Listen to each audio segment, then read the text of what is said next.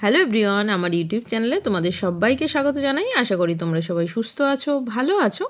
Class 8 তোমাদের বাংলার বীরেন্দ্র চট্টোপাধ্যায়ের লেখা সবুজ জামা কবিতাটি আজকে আমি তোমাদের সাথে আলোচনা করছি। আমি যেমন লাইন ধরে তোমাদের সাথে আলোচনা করি সেই রকমই করব।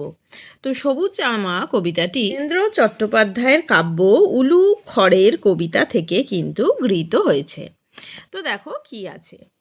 গাছেরা কেমন সবুজ জামা পরে থাকে, আমাদের তোতাই বাবুরও একটি সবুজ জামা চাই। এখানে আমরা কি বুঝতে পারলাম যে গাছেরা এক আশ্চর্য সবুজ জামা গায়ে দেয়। তো আমাদের তোতাই বাবুরও কীরকম সেই রকমই সবুজ জামা চাই, মানে তারও কিন্তু সেইরূপ সবুজ জামার বাসনা। এখানে আরেকটু বলে দিই যে সবুজ জামা কি। দেখো, সবুজ জামা বলতে আমরা যে জামা গায়ে দিই সেই জামা কিন্তু এখানে না, মানে গাছের যে সবুজ জামা, এটা হচ্ছে অনেক যে পাতা, সবুজ পাতা, মানে রাশি রাশি সবুজ পাতার সমন্বয় যেটা গাছ পরিধান করে। এটা পরিধান করে থাকার জন্য গাছকে এত সুন্দর, এত ভালো লাগে। তো যাই হোক, তারপরে দেখো, চাই তো কিন্তু তুই এখন অ আ ক খ শিখবি, স্কুলে যাবি। এখানে একটুখানি বলে রাখি, তোমাদের বুঝতে সুবিধা হবে।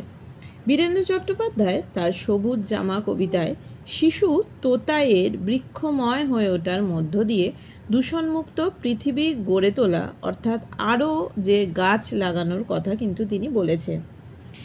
দেখো, এখন আমাদের এই যে বিশ্বব্যাপী ভয়ঙ্কর যে দূষণ প্রকৃতিকে বিপন্ন আর ধ্বংস করেছে, এর জন্য কিন্তু অনেক রকম দেখবে দুরারোগ্য ব্যাধিতে মানুষ আক্রান্ত, শ্বাসকষ্ট ও নানা রকম মানে দুরারোগ্য ব্যাধিতে মানুষ আক্রান্ত। তো এইগুলো থেকে বাঁচার জন্য কিন্তু সব থেকে যেটা সবার আগে দরকার সেটা হচ্ছে গাছ লাগানো। এরকম অবস্থায় গাছ লাগিয়ে সুস্থ পরিবেশ গড়ে তুলতে হবে। গাছেরা সবুজ জামা পরে যেমন আনন্দ পায়, তেমনি শিশু তোতাই অদ্ভুত আনন্দ প্রত্যাশা করে।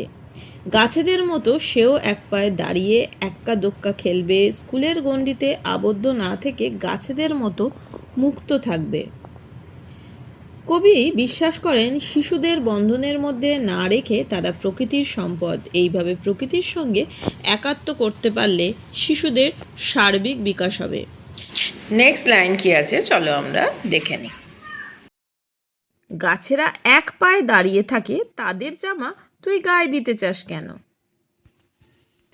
কিন্তু আমরা কি দেখছি, দেখো, তোতাই স্কুলে গিয়ে বর্ণমালা শিখবে। আসলে বৃক্ষ শিশু কিন্তু জানে যে মানব শিশু স্কুলের পাঠ্যক্রমে ব্যস্ত থাকবে।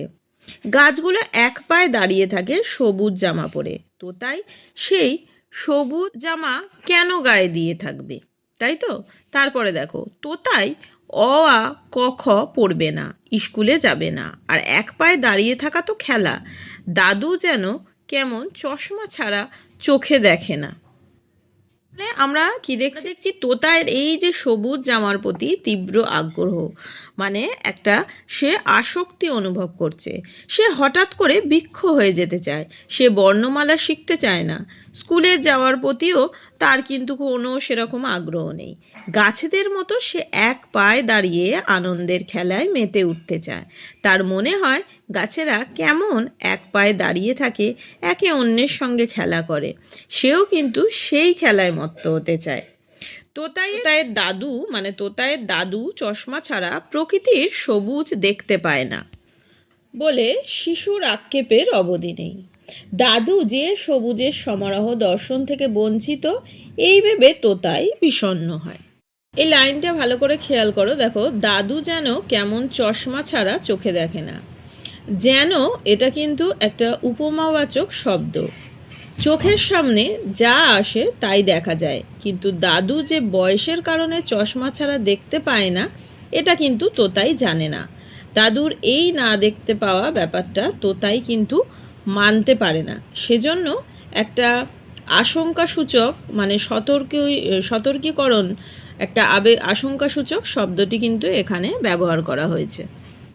তোতায়ের একটি সবুজ জামা চাই, তবেই না তার ডালে প্রজাপতি বসবে আর টুপ করে কোলের ওপর নেমে আসবে একটা, দুটো, তিনটে লাল নীল ফুল। তার নিজের দেখো, তোতাই মনে করে তার যদি গাছেদের মতো সবুজ একটা জামা থাকতো তাহলে ঠিক তার গায়ে প্রজাপতিরা ভিড় জমাতো, আর তার কোলের কাছে একটা, দুটো, তিনটে লাল নীল ফুল নেমে এসে তাকে পুষ্পময় করে তুলতো। তোতাই নিজে একসময় বৃক্ষ হয়ে সবুজ পাতার আনন্দে বিভোর হয়ে উঠবে, এই বিশ্বাস কিন্তু আমরা কবিতায় পাই। সবুজ জামা পরে প্রকৃতি যেমন সুন্দর হয় এবং পত্রময় বৃক্ষের ডালে ডালে প্রজাপতি এসে এসে আনন্দ প্রকাশ করে, তেমন তোতাই যদি সবুজ জামা পরে থাকে তাহলে তার গায়েও প্রজাপতি এসে বসবে। তাহলে আমরা দেখতে পাচ্ছি যে প্রকৃতির যে বিস্তৃত সবুজের সঙ্গে মিশে তোতাই নামের যে শিশুটি এখানে যথার্থভাবে সে সবুজ পাতা হয়ে উঠবে। প্রকৃতিতে সবুজের সমারোহ একান্ত আবশ্যক, এ বিশ্বাস এই কবিতায় আছে। এজন্য কবিতার নামকরণটি যথার্থই সার্থক।